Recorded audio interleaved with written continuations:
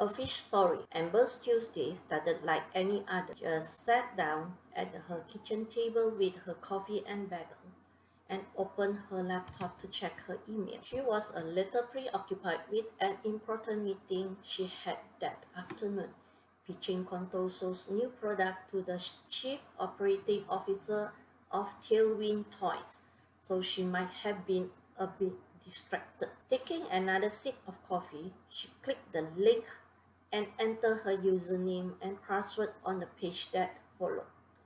When she clicked submit, however, an uncomfortable feeling came over her.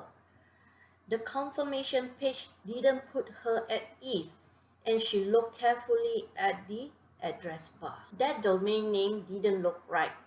She glanced back at the original email and her heart sank.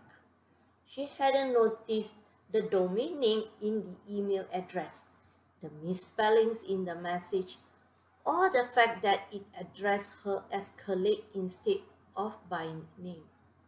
She quickly opened Ting and searched the company directory for a Jason Brown, and she feared there wasn't one. She grabbed her phone to call Contoso Corporate Security and report her suspicions just as the notification ding sounded. Glancing at her phone, it was a multi-factor authentication code for her account. Somebody was trying to log in as her, and they had her password. She immediately dialed the number for Contoso Corporate Security, and while it rang, she went back to her inbox and clicked Report Phishing on the message. Contoso Security, Avery speaking. Amber paused a second, then responded. Hi Avery, this is Amber Rodriguez. I'm a senior account manager in Charlotte.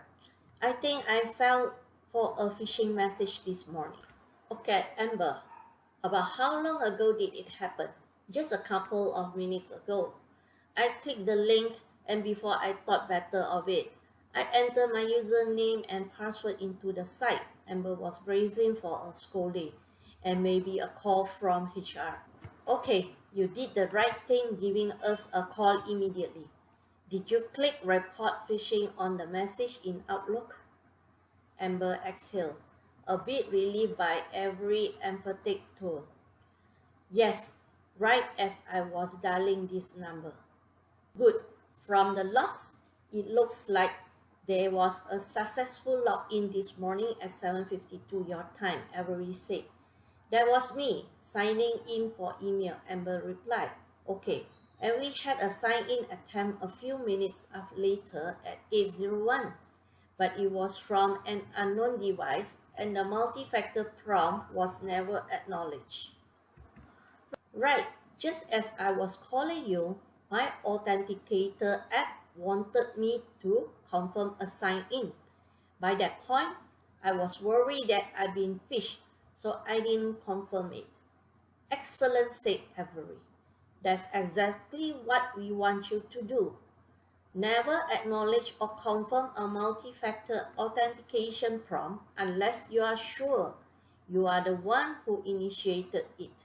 Since you are still signed in on your laptop, I need you to go to your Contoso profile page and change your password right away. Can you also forward me a copy of the phishing message you received as an attachment?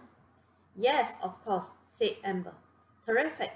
I'll share it with the incident response team so we can warn others in the company to be on the lookout for this attack. Also, we'll keep an eye on your account for a few days just to make sure there isn't any more suspicious activity. But you did great by not confirming the multi-factor authentication notice and calling us right away. I think it should be okay. Amber hung up feeling a bit shaken but relieved. She sipped her now cold coffee and changed her password. That done, she decided to take a deep breath and not act on any more emails until she brewed another cup and practiced her tailwind toys presentation one more time. Summary. Approximately 4% of people who receive a phishing email click the link. In this story, a temporary lapse of concentration, which could happen to any of us, put Amber on a dangerous path. The first website she saw looked real enough, so she entered her username and password, but fortunately, she got suspicious and took swift action before any real damage was done. What could Amber have done better? Pay closer attention to the sender address, which was clearly questionable. When her company password had expired in the past, she always got a notification in Windows, not an email, and she always had to change that password.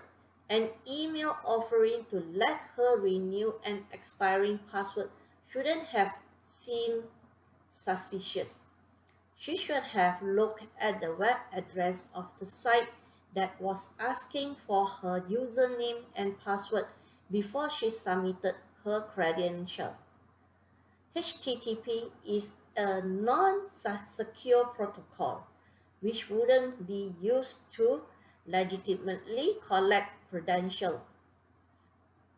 The domain name itself is awkward, and contoso-it.net rather than contoso.com seems suspicious. What did Amber do right? She did ultimately spot the bad web address and had the presence of mind to go back and check the email message more carefully. When the multi-factor authentication message came in on her phone, she knew that something was wrong and she didn't confirm it. She promptly called corporate security, told them candidly what had happened, and reported the message in Outlook. What could have been a disaster turned out okay thanks to her quickly recovery.